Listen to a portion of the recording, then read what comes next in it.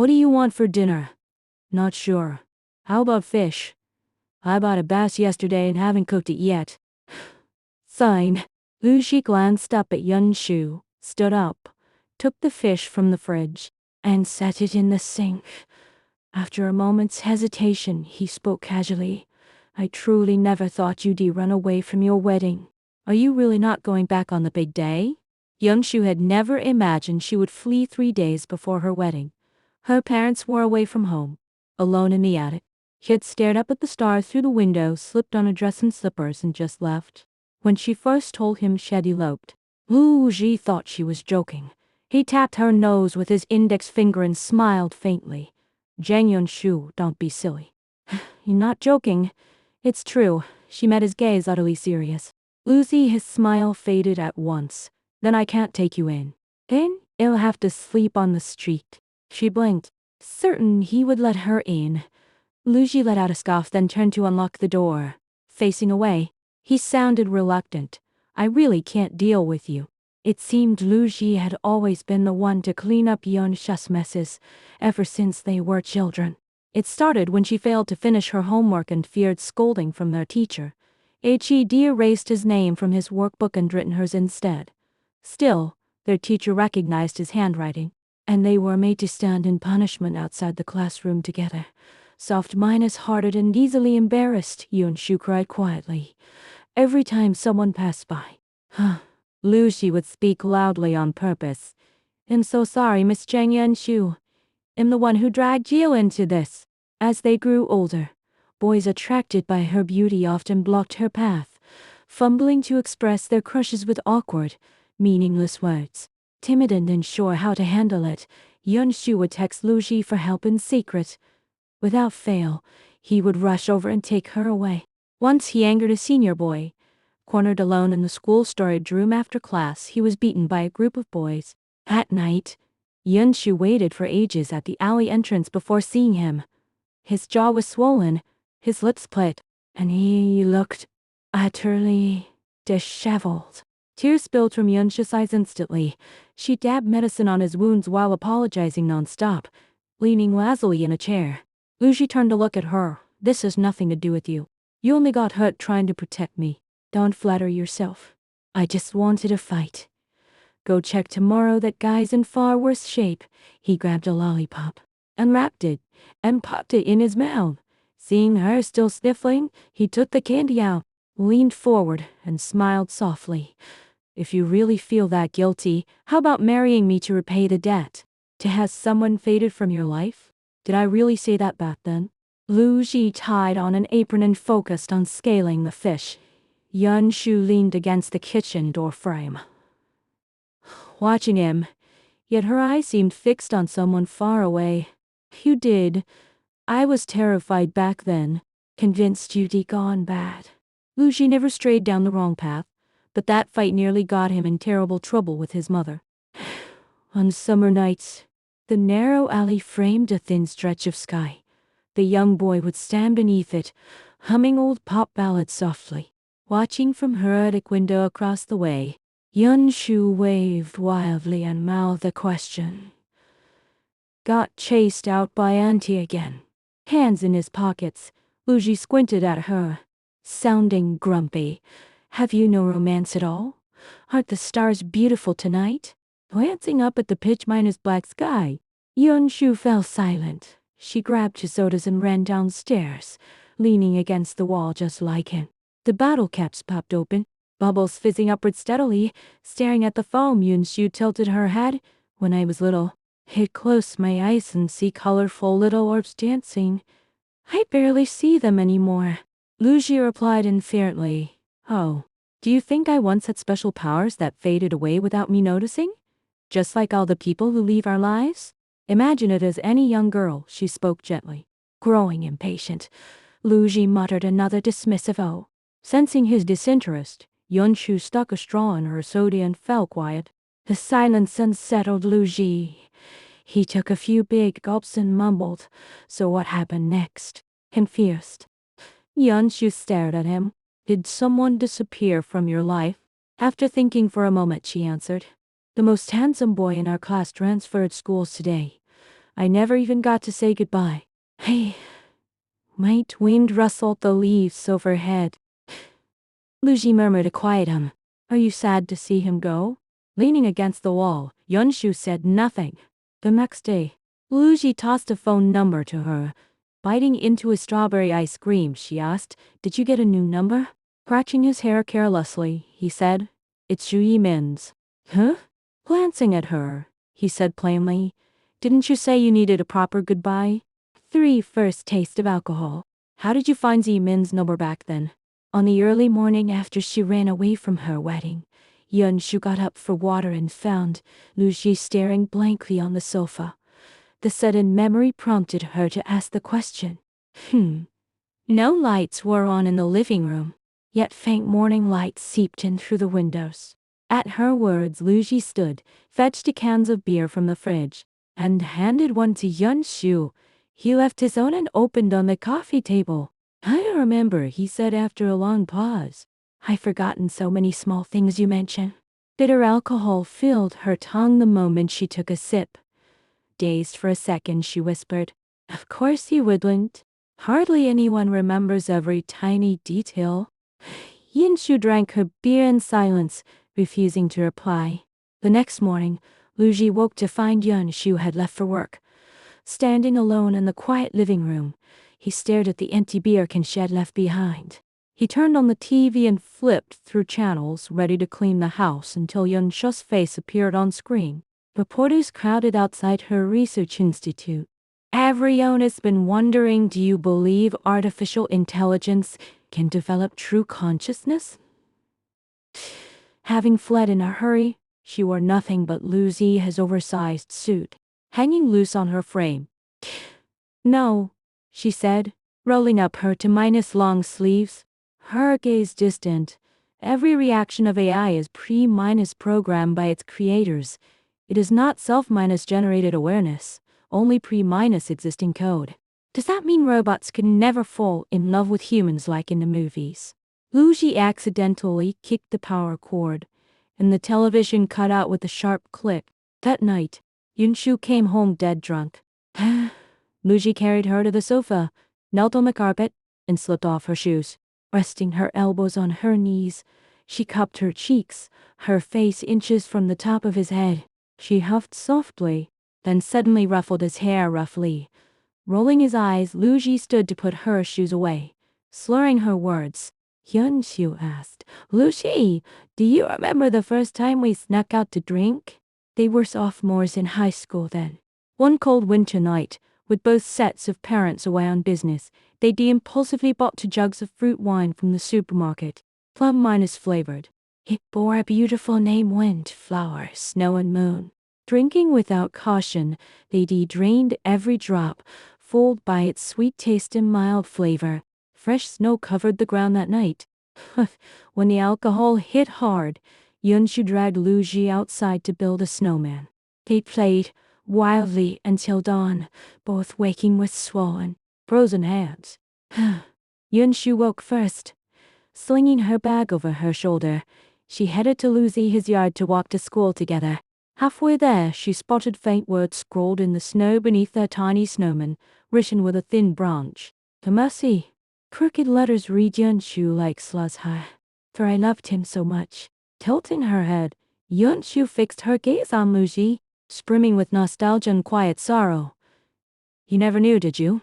I was utterly, hopelessly in love with you back then. She had hidden her feelings perfectly, terrified of ruining their friendship if he ever found out. That was why, upon seeing the words in the snow, she had immediately kicked them away. Midway through erasing the writing, Luji stepped out of his house, her heart hammered, frozen in place. Noticing her stiff posture, Luji frowned. What are you doing? Blocking the erased words clumsily, she stammered, sweeping snow. A terrible, obvious lie. Luji saw the smudged writing anyway. Thankfully, his name had been scraped away, leaving only Yunshu lingering in the snow. He glanced at it calmly, and only brought it up over breakfast at a steamed bun shop. So you have a crush on someone? No way, she yelped. How full of bun, it said Yunshu singing. Raising an eyebrow, he clearly did not believe her. It wasn't anyone's name, she insisted weakly. Lucy simply hummed inferiorly. Overwhelmed by guilt and panic, she blurted out a lie. It's Su Yimin. I really like him. One lie demanded countless others to sustain it. Before long, she found herself forced to pursue Zhu Yimin for a long time. At the very least, the phone number Lucy had given her finally served its purpose. Whether to prove her fake feelings or to spite him, she mentioned Zhu Yimin dozens of times a day in front of Lucy. One day, Lucy finally lost his patience, staring at her coldly. We're entering senior year. How can you waste all your time on silly crushes? Deep down, she cared nothing for Zhu Yimin. All her quiet, secret longing belonged to Lucy alone. His words cut deep, stabbing straight into her heart. Ashamed and furious, she had no way to argue back. They endured a cold war afterward. To avoid walking to school with him, Yunshu woke at 5 every morning. After evening study, she fled the classroom first. During breaks, Lucy would look at her, words unspoken, yet she always turned away silently. Proud and fragile at 16 and 17, she would never humble herself before the boy she loved. They reconciled shortly before summer vacation. With final exams approaching, every student stayed late to study. Yunshu lingered after class too, reciting politics textbooks alone on the overpass outside school. Lost in time without her phone, she returned to an empty classroom late one night. Passing the art building, a strong hand suddenly grabbed her arm and dragged her into a dark art room. The room was pitch black. Her attacker reeked of alcohol, holding her tight from behind and covering her mouth. Trapped and silenced, her memories blurred after that. Until Lucy burst through the door, he fought the senior boy who'd once bullied him in the storage room, then carried her away on his back beneath the moonlit sky. The senior had done nothing unforgivable. Yet, being trapped alone in darkness by a strange boy had broken the 17-year-old girl completely. Silent tears soaked Lucy his collar as she lay on his back. He said, "He'll get revenge. Will he come for us again?" Reaching the alley entrance, Lucy set her down on an old abandoned sofa. "He won't," he whispered, kneeling to wipe her tears away gently. "I'm sorry. This is all my fault." Shaking her head, she sobbed without a word. He stood, pressing her head softly into his chest. Her cheek rested against his chest, breathing in the fresh scent of laundry detergent on his clothes. Cold moonlight spilled over them, and her frayed heart finally settled. "He'll never make you cry again," Lucy promised softly. "He'll never leave you alone. Don't be afraid. He'll always protect you." Clutching the hem of his shirt, she whispered brokenly, "What if you get married someday?" 5. Do you have someone you love? Before Zhang Yunshu marries, Lucy shall not marry. Yunshu rummaged through his old storage box and found a crumpled note tucked inside a notebook, bearing only that single sentence, sealed with their childish red handprints side by side. Right after Shad asked her question, Lucy had torn the slips of paper from his notebook, written the same about Weiss, and given one to her. He stayed by her side that summer to help her heal. With their parents' permission, they traveled together to escape the trauma. They journeyed simply to his grandparents' seaside cottage. Yunshu would always look back on that summer fondly. Every dawn they fished with his grandfather, braving sudden storms on rocking waves. Seasick and weak, Shed swore never to board the boat again, only to be the first to rise the next morning. They camped on the shore some nights, alone beneath a transparent tent roof. On clear evenings the sky blazed with stars, and they lay side by side in sleeping bags, talking of trivial, meaningless things. One midnight, high tide surged suddenly. They fled in a panic, leaving their tent and shoes behind. Seeing her lagging behind, Lucy grabbed her hand. His palm was warm, and her heart raced wildly. For a fleeting moment, it felt less like running from danger, and more like running away together. Back home, they panted breathlessly, laughing at each other's messy, soaked appearances. As Lucy turned to fetch water, he realized they still held hands. Their ears flushed red in unison. They pulled apart at once, avoiding each other's eyes, the air thick and awkward. After a long silence, Lu Ji said stiffly, "I'm going to bed." "Me too." As he reached his bedroom door, Yun Shu called his name softly. He stopped. "Lu Ji, do you have someone you love? 6, would you date me?" The empty street stretched out beneath dim streetlighted, drunk and vulnerable. Yun Shu lay on Lu Ji, his back, soft breath laced with alcohol. "I asked you that question back then. You said yes. But you never told me who it was. Lu Ji, who do you love?" Lost in memories after their long walk, Kid insisted on wandering the streets. Too tired to walk farther, Shed opened her arms and demanded he carry her home. Glancing down at her, Lu Ji scoffed. "Are you 3 years old?" Even so, he knelt down and let her wrap her arms around his neck before standing slowly. His broad shoulders felt safe. Pressing her cheek to his back, she rambled about old memories he'd heard 100 times. Ignoring her question, he said quietly, "Zhu Yimin came to see you today." Hyun Shu had dated Zhu Yimin in her senior year of college, long after Lu Ji vanished from her life. She had drifted aimlessly through university, with Zhu Yimin as her steady companion. One quiet evening before graduation, watching pink sunset clouds drift outside the cafeteria window, Jed asked him plainly, "Would you date me?" Her tone was as casual as asking about dinner. Caught off guard, Zhu Yimin had agreed at once, stunned and overjoyed.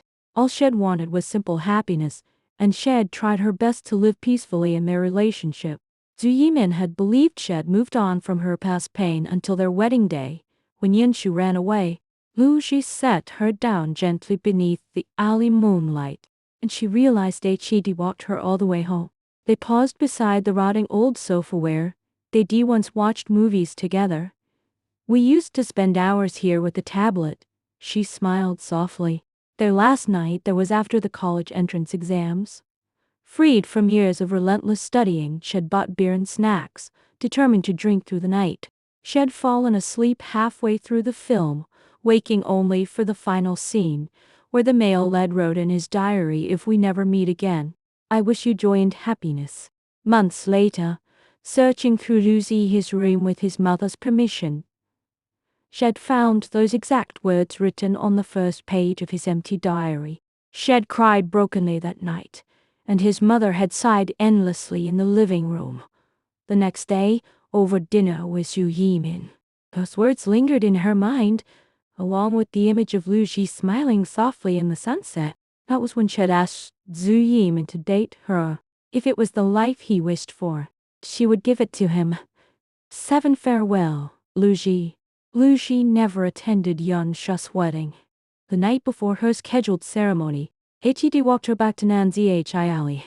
Leaning against the old sofa, they'd reminisced for hours. Still drunk and teary, Shed rambled aimlessly, laughing and crying in turns.